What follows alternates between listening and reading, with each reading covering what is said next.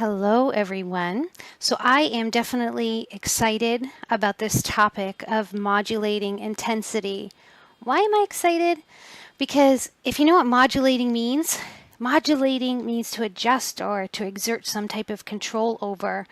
I've heard it used in music studios when they're modulating tones and modulating and adjusting different knobs on the control board. I'm not even going to pretend to know exactly what they were doing. And the reason I'm excited about it is because anytime that we find out that we are empowered because something is within our control, it makes me happy. It makes me feel that I can do something about the situation, and it makes me realize that you can too. And I'm very excited for you. So, a lot of times I think, especially with emotion dysregulation disorders of any type, whether it's BPD or something else, we often feel like our emotions are out of our control. And then later on, when we reflect on our experiences, if we have regret and so on, we can say to ourselves, oh, I should have said this, or I shouldn't have said that, or I should have done this, I should have said that. That retrospective commentary that goes on in our heads is telling us that we could have done something differently. So therefore, it is within our control. So I hope that this is something that causes you to feel empowered.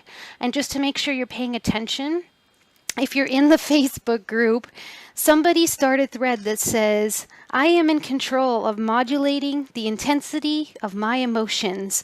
And then whoever starts that, anyone else who hears this message and listens to this recording and watches this video, click like and say me too under in the comments below, so I will know if you're really paying attention and if you're as excited as I am about the reality that we can modulate the intensity of our behaviors and our interactions with other people.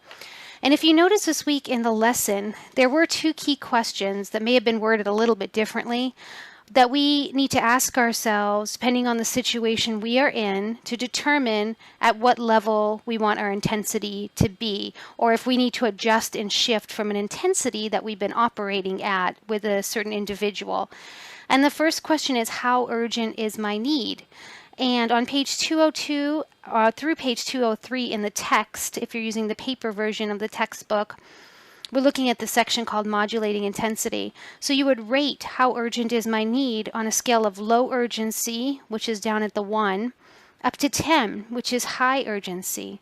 And the second question is, how vulnerable is the other person or the relationship? Very vulnerable up to not vulnerable. And it's actually going in the, it's kind of going in the opposite direction to where very vulnerable is on the lower end of the scale and not vulnerable is on the high end of the scale. And it says, notice that you can assess each of these variables with a 10-point scale. The higher the total number, the more forceful it's appropriate to be. The lower the number, the more moderate and gentle you should be. So it's all about learning to think about these things ahead of time. If you notice with any DBT skill, we're starting to realize that we want to keep in mind our short and long-term goals, and in this particular course, our relationships. And so it's important to think before we speak and think before we act, something that may not have been coming very natural, especially if you have issues with impulse control and anger or really intense emotions of any type, really. So to actually stop and take a break when you're starting to feel worked up over something that has just occurred in a conversation, in a relationship, to actually take that time out, to step away, to actually ask yourself those two questions: how urgent is my need, and rate it from low to high urgency, and how vulnerable is the other person or the relationship itself, from very vulnerable to not vulnerable.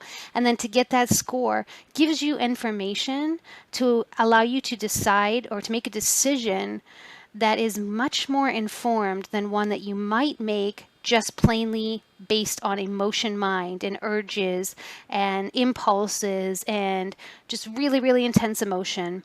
So when you actually step away and use the modulating intensity scale just to engage your logical mind, you're shifting from emotion mind and you're using logic mind to get you into that wise mind space, that place where you're taking your emotions into consideration, because and you're taking your needs into consideration, and you're also adding that logic in there so that you don't get carried away by the emotions. They don't sweep you away.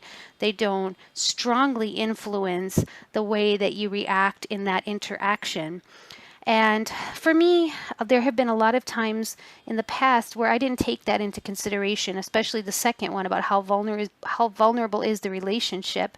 I would just act on my needs and just assume and hope that the other person would, forgive me, or that things could be repaired. And we know that that's not always the case. And rather than do damage, and rather than sabotage, and rather than chip away at a relationship, why not consider these things and consider our long-term goals of wanting to continue to be connected to this person if that's the case?